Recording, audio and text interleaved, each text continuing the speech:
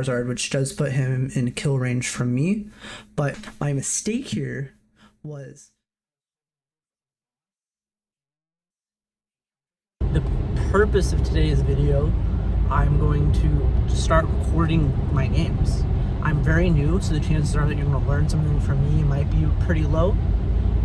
Maybe you will, but most likely you've been playing longer than me, and you can watch my games with me when I go over them and see what mistakes I made. It is January 7th, 2024, and I'm headed to my first Pokemon League challenge of the year at my local card shop called Knight of Thorns Gaming.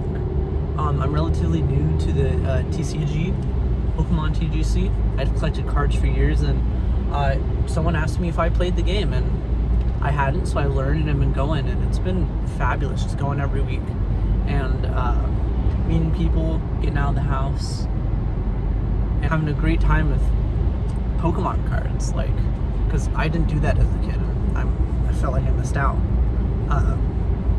Like everyone and their dog, I'm starting a YouTube channel this year because I wanted to make my free time more useful to me, and learn video editing and having a great time, just learning new skills and trying to build a community around my interests. The name of the channel is Cyanara, spelled differently, and the kind of whole idea is we're going to say goodbye to whatever do we want to say goodbye to.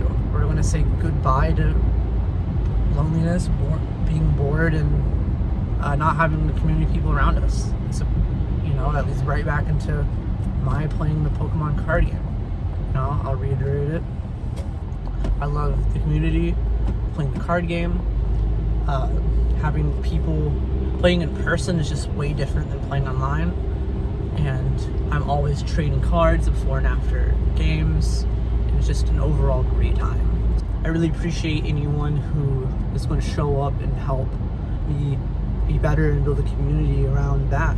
I will be doing other things on the channel, but that's today's video. So I'll see y'all again in a second.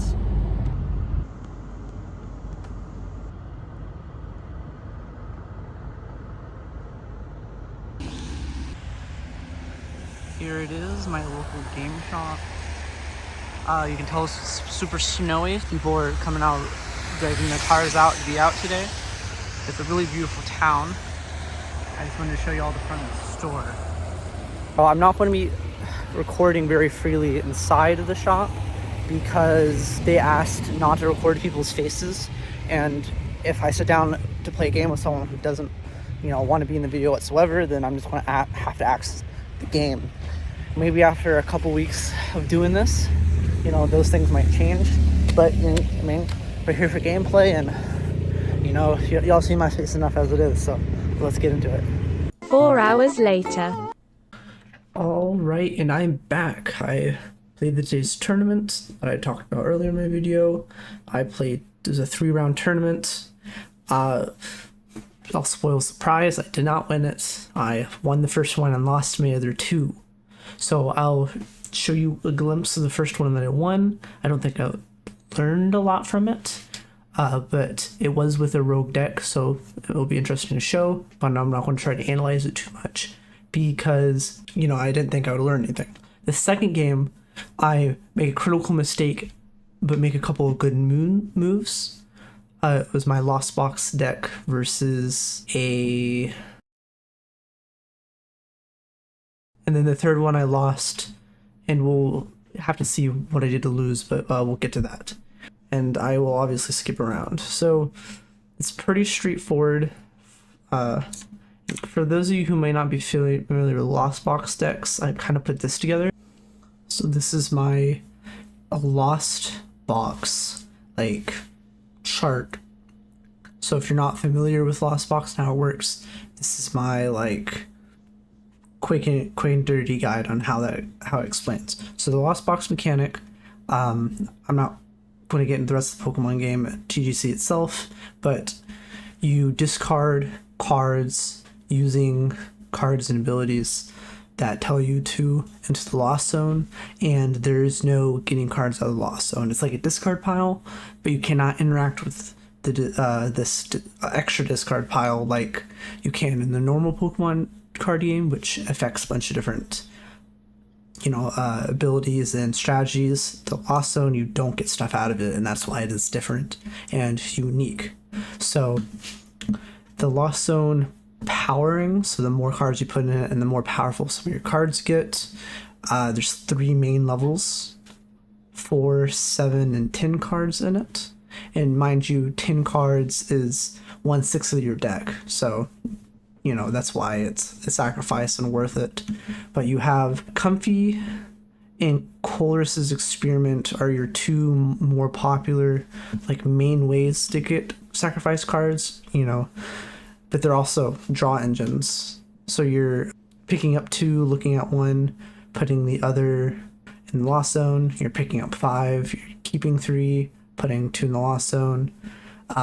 Obviously, you can only do 1 of these per turn. Technically, you can do up to 4 Comfy per turn because you have 4 Comfy, but it requires you to moving it around. So that's why Lost Box decks have a lot of switch cards and energies and stuff in them. Abyss Seeking ends your turn because it's obviously a move, but 2 in Lost Zone, 2 in hand. And the Giratina V-Star should not be your main way to get cards into the Lost Zone, but there's been times where I'm at that 8 and I have put a lot of energies onto a Giratina V. I start hitting for 280 on 2 prize cards or whatever, and it bumps up the rest of the way I need to get it to 10 so I can V-Star Star Requiem instant 1-hit KO on 2 prizers. And these are some of the other benefits you can get from filling it up. At 4, it unlocks Crimmerant's ability. You're hitting 110 for 0 energy cost. At 7, you're pulling 2 different basic energy cards straight from the deck, straight onto Pokemon, which is really powerful. It makes your Giratina, your Sableye getting instant retreats, and even powering up your Radiant Greninja quickly, which is part of the reason why Lost Box is so powerful and why it's used in a lot of different decks. And then for outputs, again, 10 cards in is Lost Vine, Sableye, 12 damage counter even on the bench, which is great for single prize games, knocking out lower cards. Or you're powering up your Star Requiem, instant KO on anything. So that's the quick and dirty on how my deck works. So I will be skimming over a lot of this. So please come back to this or even save this if you want it.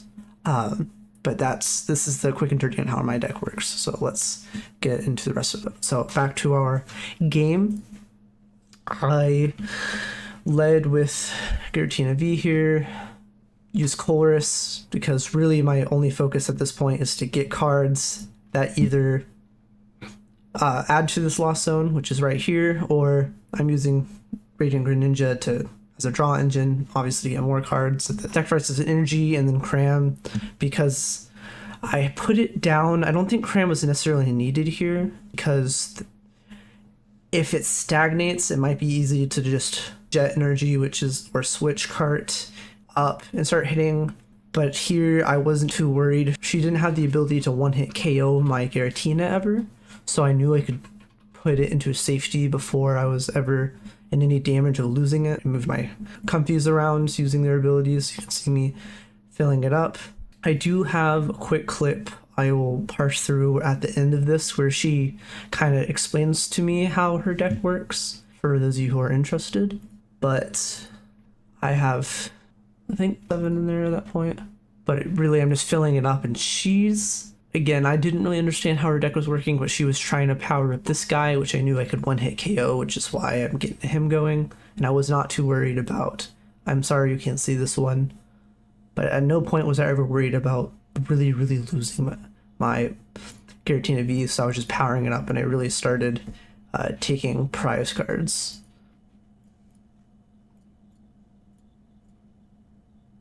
Yeah, she does hit me once. I think I really finished the game by I think at that point I just retreated and finished with a Cram. Let's play it. Oh, the game had finished by then. Oh yeah, because she put out Mimikyu, which means I couldn't attack, but I just jetted and got my last prize card. So great game. Love this person. I think I'm not gonna obviously release her name, but I think of her as the Eevee girl because has a binder full of like literally every Eevee evolution card you could ever find. She isn't very successful at these tournaments. The reason why she plays the deck that she does play is because it's full of Pokemon she enjoys, and no hate to her obviously, but I was going to feature her game because this is the first round I played in. Got a win and good to go. So let's see if I can show you her exclamation video. My big hitter is this Mimikyu V because of the ability using her beforehand. Right. So once I play her that same turn, this does 130 damage and damage counters, which gets around like, oh, this can't be damaged by attacks. So she's talking about the fact that she can put damage counters onto Pokemon because some Pokemon especially defend against damage and whatnot. That's a lot. It's not what I'm going to get into right now, but that's what she's talking about in case you were confused. Stuff like that.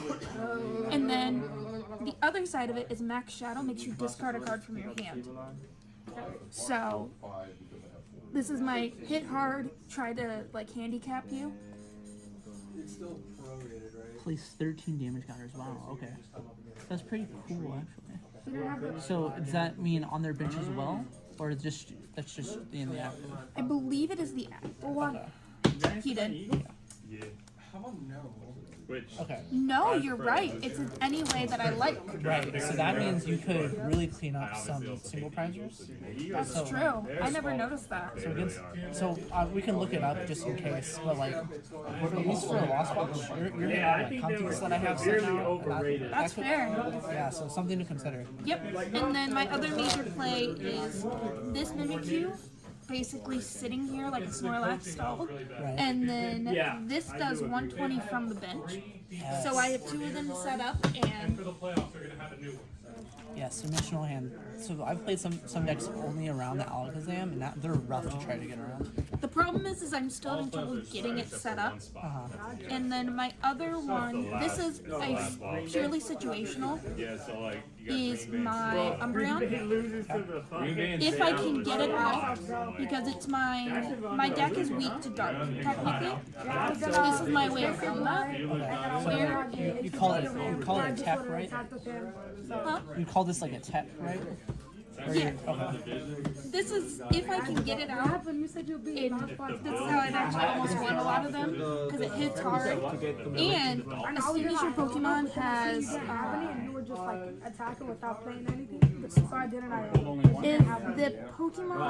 if this Pokemon has any damage counters on it, the attack doubles. So, people setting up their Charmander, stuff like that, does that little bit of damage. I'm suddenly doing 160 and able to take out a lot of those big games. Go for it. No, you're allowed to look at anything you want. So, but because I can't focus on one thing at a time, like I'm always scatterbrained, my deck reflects that. As long as at least something goes right, I can set something up. Okay. And are these are rotating soon, yeah? Ease are, yes. So once Umbreon rotates out, I think I'm gonna go for a different evolution that is in rotation. If there's any, if not, I'm not quite sure what I'm gonna switch it out with. My problem is my Mimikyu. Also, my big hitting Mimikyu rotates out. So this is the more interesting game. I'm not going to do a blow by blow, but here is the learning situation. So I'm still trying to set up with the Giratina V. He gets his Charizard out. He's going to get another Charizard set up over here. But we do catch up. And he takes my Cram. So he gets... but I'm still attaching energy, so we're still good. The interesting part is what's about to happen here. So I did punch for 110 for that Charizard, which does put him in kill range from me, but I bossed and then and KO'd the fresh one, which meant This one I could still chip at, whether with another Giratina V, with Cram again, with Sableye, which I thought was the best move. My mistake here was I was holding both a boss and a counter catcher. I should have used the counter catcher, because what happens here is when I take his fresh Charizard, we become equal in prizes, and then I can't use the counter catcher, which prevents me from following up and attacking the other Charizard, which would have given me not the game instantly, but it would have been hard for him to come back from that lead with me having a fully powered Giratina V and him having his search set up, but not his attacker set up. But I make the misplay, and that's my big mistake for the game. So the follow-up here is an interesting moment. So what he tried to do is he tried to bait me by feeding me this Charmander, which would make me lose resources and put him ahead, also making us where I had the prize lead, but he could then use counter catcher. I didn't think about that, but he expected me to waste resources, but I didn't. So he's still playing. I'm checking what my situation is. But yeah, so he baits me with this Charmander. So he wants me to take it and lose resources, but instead I pull Cram out and I punch with Cram, because the way I see it, he could hit hard now because of Charmander's or Charizard's burning attack, but I'm fine. I'm set up ready to hit for 280 against him, and Cram can eat away. But he does counter catcher me and take the knock, and at this point I have a very hard time trying to make up the game. I hit for again 110, which puts him at 220, which I could, if I had another Giratina going, if I had a Sableye set up, which I should have been doing, and I could have retaken, but I don't get set up. I did pull out a V and tried to get him going, but I don't think, yeah, because he pulls a boss and wins game by taking away counter catcher because he searched using Pidgeot. So this is kind of a mess and hard to explain.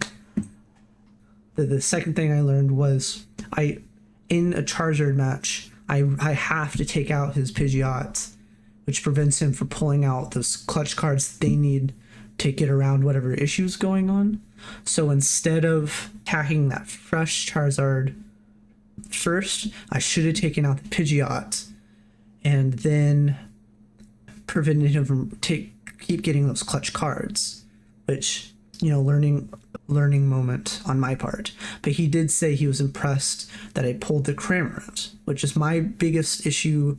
My biggest issue with Lost Box is I get honed in on playing and getting Giratina V and then V-Star powered up, that I forget that Cramorant and Sableye are good 1-2 combos for getting single prizes and chipping away big guys like this, and winning games that way. So I did lose this game, but I do think it's the game that we learned the most at here. So, and that was a game. This start is a better looking start from what my games usually do. We're pulling out comfies and we're taking off one at a time to fill the lost zone. And Radiant Greninja is really my draw engine. He tries to slow me down with Radiant here. So this is, I'm not going to call this a homebrew deck. Maybe, but it's not really a meta deck either, because he's using Cleffa's ability to get energies. If this is in the active, each of those can be pulling Psychic, and then, he has energy moving, that moves energies to his Mewtwo EX, and the Mewtwo EX is doing damage for all of the psychic energies that are on the table. I pulled out Cram because I knew Cram could be hitting these single prizers. So this is the game where I make the mistake of early on going, oh, he's always going to have all these clefts out. Let me go for my Radiant Greninja. Except I'm not used to playing in a way that goes towards that Radiant Greninja. I'm used to playing solely to get up, power up my Giratina V and getting my Sableye by proxy. So I switch my mindset halfway through, which really messes where my brain's at. Because I lost zoned one of my 3 water energies early, which made it much harder to get him going. So I changed what I'm doing partway through, but it then makes it harder for me to be powering up my Giratina Vs to be hitting and knocking out the Mewtwo EXs, which is really where I'd be getting all my prizes are at. So I'm too slow to get that going. My next issue is because I'm just throwing energy away with my Radiant Greninja, I then just can't get grass energy going because one of them's prized, one of them got put in the lost zone, and one of them gotten rid of because of that ability draws. It takes me forever to be able to hit with my Giratina, and it becomes I'm just kind of stalled for a little bit while he's setting up, getting a lot of energy on the table, hitting for a lot of damage.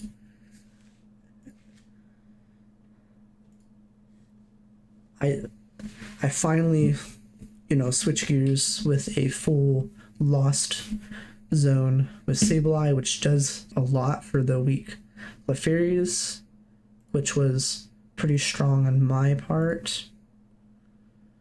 Manaphy doesn't help, but it's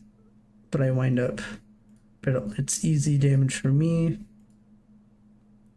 I finally get leaf energy here, but then my next issue was I couldn't get a Giratina V-Star going, which made it harder again. Against that Mewtwo, a matchup's annoying. I'm dumping energy, but no V-Stars, because I made the mistake of trading a V-Star earlier on for, I think, setup material, which didn't help me in the long run. 3-3 prizes here. Mewtwo knocked the Giratina V, and at this point, without a boss and luck, I can't come back with a Sableye and a Giratina, so I shake his hand and give up here. What I learned from this game: I need more experience using my Radiant Greninjas, and the hardest part of Lost Zone is not giving up cards you need to give up for later, and that just comes with either I need to be studying championship games and seeing how those games are being played, and I just need more experience. I've been playing this deck for a couple of weeks now, but it's just this Lost Box Giratina strong deck, but it's not the easiest to play as my experience tells me and what I've come to find out. And that's a wrap. I just finished editing all the video except, of course, this outro that I'm recording right now, and I feel pretty good about it. My first Pokemon League video, I took me a while to do editing because I'm new to video editing. It's a new program I'm working with, so there's a lot of times where I just kind of threw video transitions in there. I edited out a lot of my uhs and ums, so the audio would sound clearly. I do need more experience, like talking about the game, properly conveying the message I'm trying to get out. It was kind of last minute where I decided to pop the cards in that I'm referring to, which allows, there I go again saying, it allows a player who is not immediately familiar with that card can pause and read what the card says and goes, that's what he's talking about. Oh, that's what he's talking about. With enough time, my imagination says, I can make it to where I can pop both cards in and show damages being dealt through a small animation. I'm not there yet, but it'd be cool for the future to really take my talking about a random video I took and make it more engaging to the audience. So any feedback would be appreciated. Anything I talked about, any of my gameplay could be better. Any edits that were that really took me out of the video and away from what I was here to see. Any feedback would be amazing in the comments. So I'll be looking out for that. And maybe by the time you watch this, there will be more videos out. The YouTube will put stuff around here maybe, but if you happen to get this before anything else is out, I will try to do one of these each week. I am attempting to do other series as well, but I'm not going to even promise any other series until I'm comfortable in putting them out. So until then, I really appreciate y'all's time and have a good day. Sayonara.